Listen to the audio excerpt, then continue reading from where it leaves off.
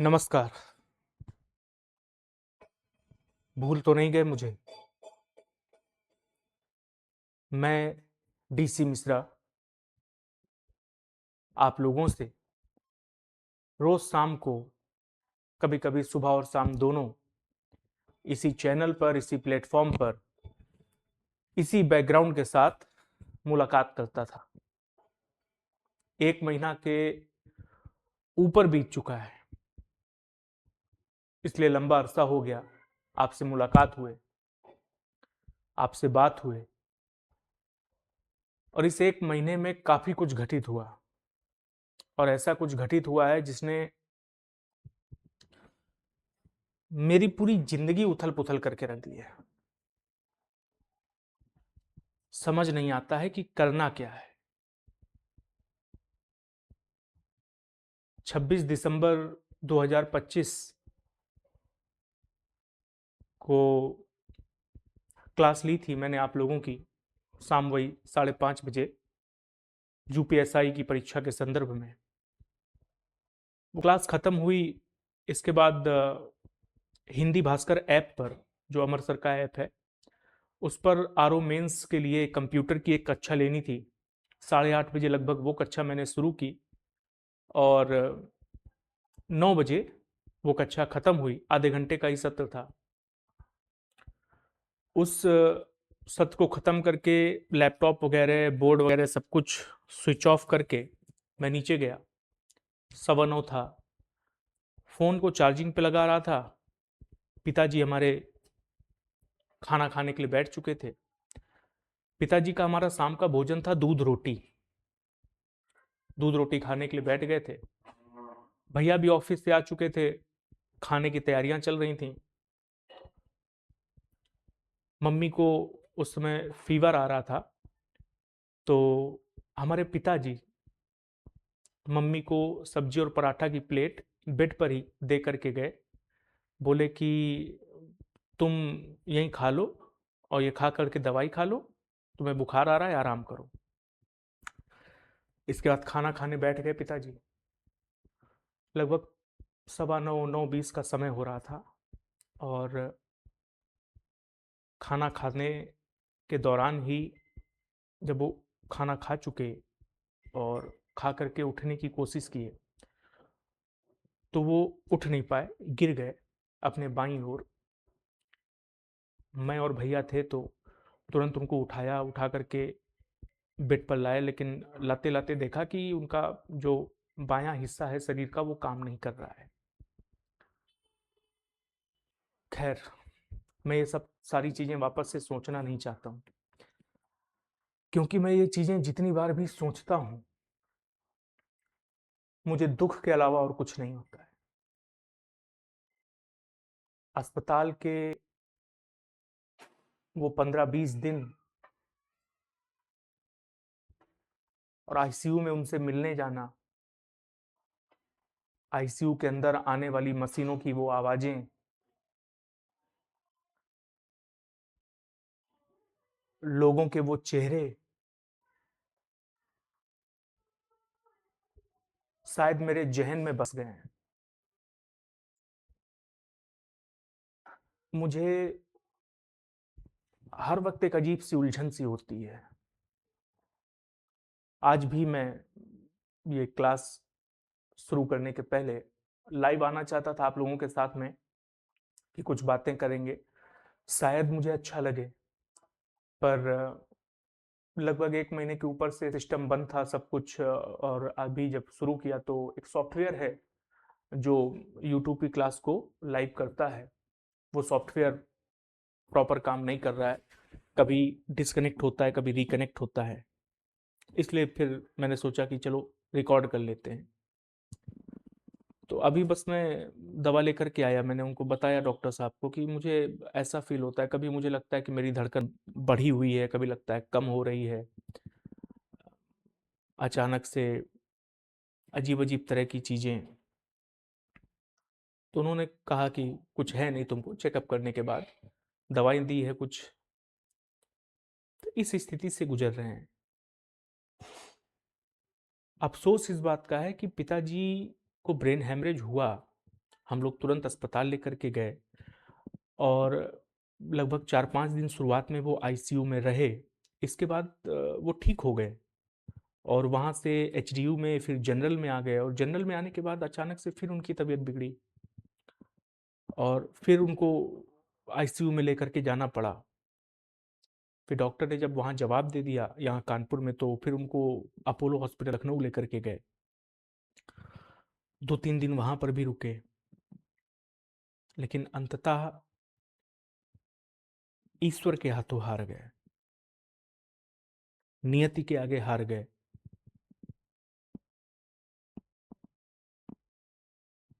पिता का चले जाना जो खालीपन देता है वो अपूर्णीय है, उसको भरा नहीं जा सकता, किसी भी कीमत पर उसको भरा नहीं जा सकता। आप में से भी बहुत से लोग ऐसे होंगे, हालांकि मेरी तो कामना यही है कि किसी के भी पिता ना जाएं, पर शायद आप में से कुछ लोग ऐसे हों जिनके पिता इस समय ना हो। शायद मेरे दर्द को वही लोग अच्छे से समझ सकते हैं, हर कोई नहीं कर सकता। और हकीकत बताऊं तो पहले अगर मैं सुनता था कि किसी के पिता गुजर गए, किसी के पिता नहीं रहे, तो दुख होता था, पर मैं उस व्यक्ति के दुख को कभी महसूस नहीं कर पाया। जो बात कही गई है बड़े बुजुर्गों के द्वारा कि जब जिसके साथ जो बीतता है, सिर्फ और सिर्फ वही उस दुख को महसूस कर सकता है, वही उस खालीपन को महसूस कर सकता है। वो खालीपन, वो दुख अब मुझे महसूस होता है। अब मैं उनकी मानसिकताओं को भी समझता हूं कि उन्हें कैसा लगता होगा। मैंने बहुत सारी बच्चों की काउंसलिंग की जिनके माता या पिता गुजर गए और उन्हें बहुत सारी समस्याओं का सामना करना पड़ा। ऐसे बहुत से बच्चों की काउंसलिंग मैंने की। वो बच्चे मुझे अपना बड़ा भाई समझ करके फ़ोन करते थे, अपनी समस्या बताते थे, मैं उनसे बात करता था, उनको समझाता था। आज मुझे ऐसा लगता है कि शायद इस पल में समझना सबसे कठिन काम होता है। आपको कुछ भी समझ नहीं आ रहा होता है, लोगों की बातें आपको लगता है कि आप नहीं समझ सकते जो मेरे अंदर बीत रहा है, जो लोग समझाते हैं। एक भाई साहब हैं, उनके भी पिता नहीं रहे थे। एक शेर उन्होंने सुनाया मुझे कि बिना पिता के ये सारा जहान वीरान लगता है, इस जग में चलता फिरता इंसान भी मुझे शमशान लगता है।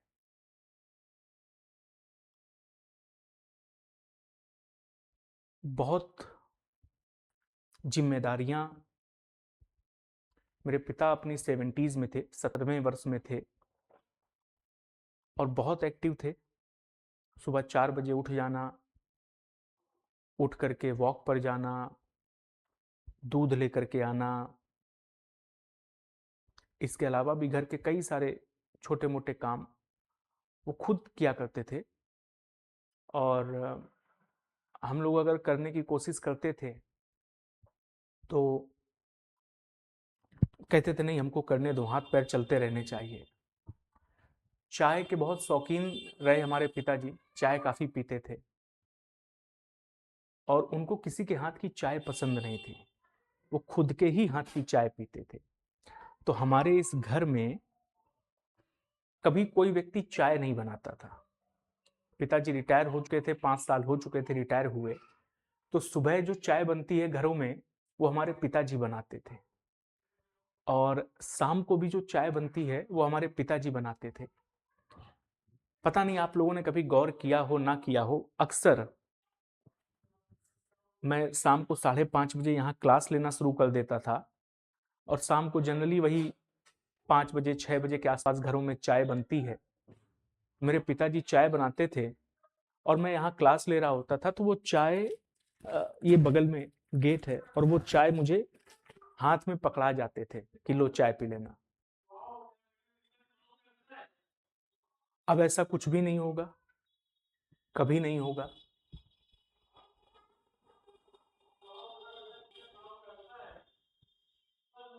हर पल याद आती है, हर पल, कोई ऐसा पल नहीं बीतता जब याद ना आ रही हो। फोटो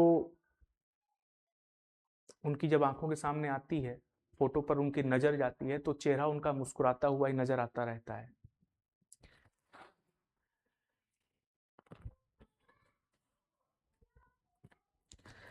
अकेले ही जूझता हूं अब जिंदगी से, अब मुझे कोई डांटने वाला नहीं रहा। पिता का साया, पिता की परछाई, बहुत कुछ होती है जीवन में। पहले कोई परेशानी आती थी, कोई समस्या आती थी, तो अरे पापा हैं, पापा देख लेंगे, या पापा से कह देंगे, पापा कर देंगे ये काम। अब जीवन में अगर कोई परेशानी आएगी, कोई समस्या आएगी, तो ये कहने वाला कोई नहीं है मेरे पास कि अरे वो देख लेंगे, वो सब कर लेंगे।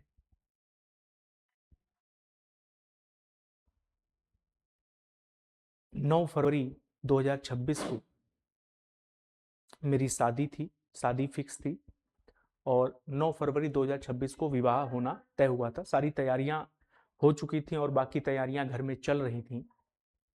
उसी सिलसिले में घर में पेंटिंग वगैरह का भी काम हुआ था, उसमें भी लगभग एक सप्ताह तक क्लास बंद रही थी। पेंटिंग हुई इसलिए थी कि बढ़िया साफ सुथरे नए से घर में बहू आएगी, लेकिन विदा हमारे इस साफ सुथरे घर से पिताजी हो गए।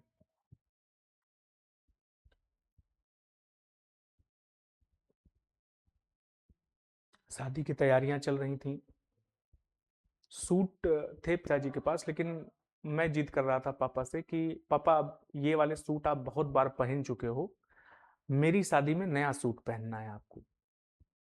तो बोले यार रखें इतने सारे, क्या करेंगे इनको, ये फटते तो हैं नहीं। तो हमने कहा कोई बात नहीं, जैसे ये रखें वैसे वो एक भी रखा रहेगा, लेकिन सूट नया सिलवाना पड़ेगा आपको। बोले ठीक है, जैसी तुम्हारी मर्जी। कपड़ा लेकर के आए थे सूट का उनके लिए कि पापा इस समय ठंडी बहुत पड़ रही है, थोड़ा ठंड कम हो जाए फिर चलेंगे, और ये आप टेलर के पास नाप दे देना चल करके। उस सूट का कपड़ा अब जीवन भर रखा रहेगा, उसको कोई पहनने वाला नहीं।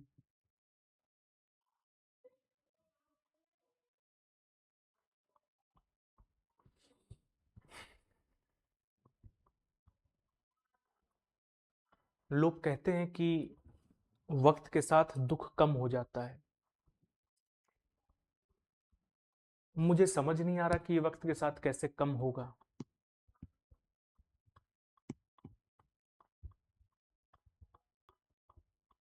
है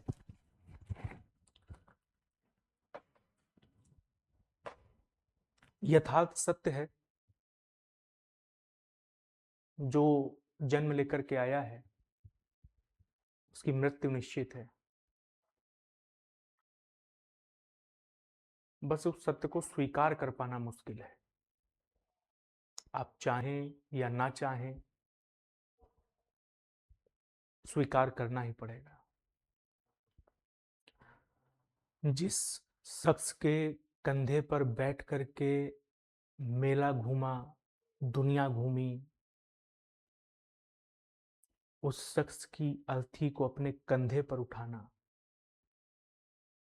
बहुत मुश्किल काम है। शायद कभी किसी क्लास में मैंने कहा था कि सब जीवन का सबसे बड़ा दुख अगर कोई होता है तो वो होता है अपने माँ बाप को अपने सामने बूढ़ा होते हुए देखना। ये देखना कि वो अपने रोजमर्रा के काम भी आसानी से नहीं कर पा रहे।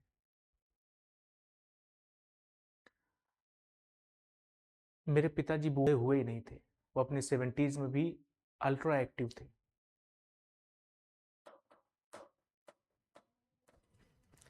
खैर, जीवन है तो चलना पड़ेगा। पर हकीकत ये है कि मैं टूट चुका हूं। वक्त लगेगा चीजों को सही होने में। उनके इलाज में भी काफी पैसा लगा। कोई कमी नहीं की उनके इलाज में किसी भी प्रकार की। तो चाहे वो आर्थिक रूप से हो या भावनात्मक रूप से हो, हाँ, मैं टूट चुका हूं, मुझे पता है। मैं रो नहीं सकता अपनी बहन के सामने, अपनी माँ के सामने, क्योंकि अगर मैं रोऊंगा तो वो मुझसे ज्यादा रोएंगी। उनको कौन संभालेगा? जो स्थिति मेरी माताजी की है, वो अक्सर बीमार रहती हैं। उनको छोड़ करके कहीं जाने का सीन नहीं बनता। कभी छत में चला गया या कभी बस यूं ही रो लेता हूं।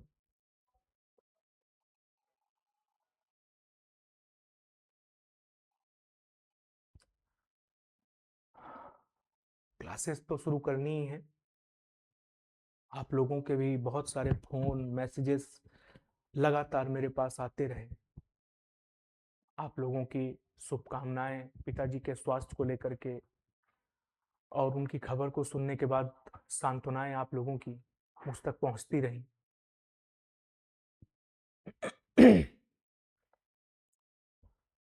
चलिए, मुझे आपके सहयोग की जरूरत है।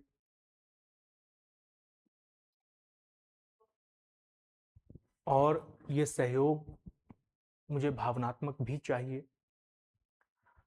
मुझे लगता है कि आपसे मिलूंगा, भले ऑनलाइन ही सही, आपसे बातें करूंगा, आपकी बातें सुनूंगा, आपको पढ़ाऊंगा, तो शायद मेरा दिमाग उन चीजों से हटेगा और मैं वापस एक सामान्य जिंदगी जी पाऊंगा।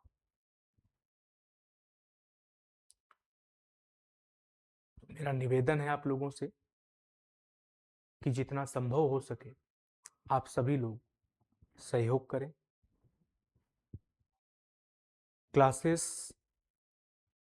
शुरू करने चल रहे हैं। कल 1 फरवरी है और जूनियर असिस्टेंट की परीक्षा कल ही है। कल से ही क्लास शुरू करेंगे।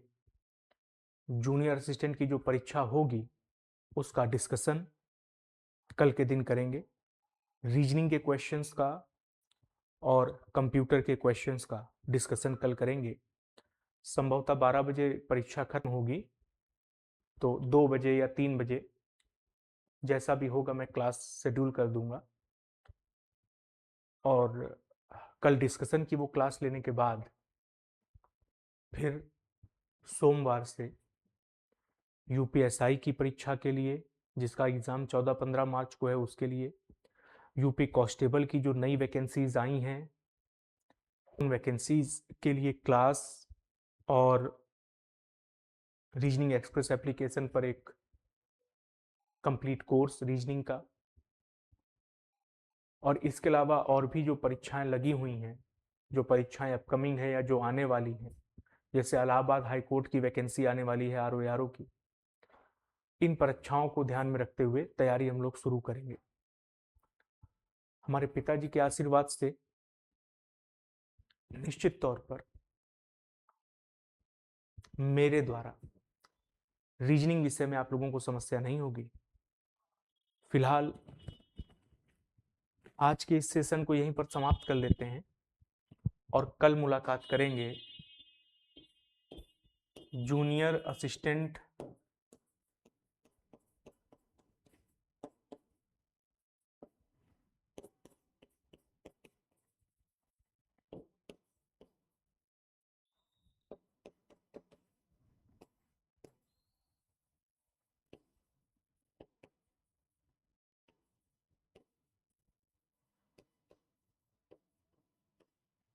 ठीक है, कल जूनियर असिस्टेंट की परीक्षा के लिए रीजनिंग और कंप्यूटर के एनालिसिस के साथ आप लोगों से मुलाकात करेंगे। फिलहाल आप सब लोग स्वस्थ रहें, खुश रहें, अपने माता-पिता का ध्यान रखें, उनको स्वस्थ रखें, खुश रखें और समय-समय पर उनकी हेल्थ चेकअप ज़रूर करवाते रहें। धन्यवाद।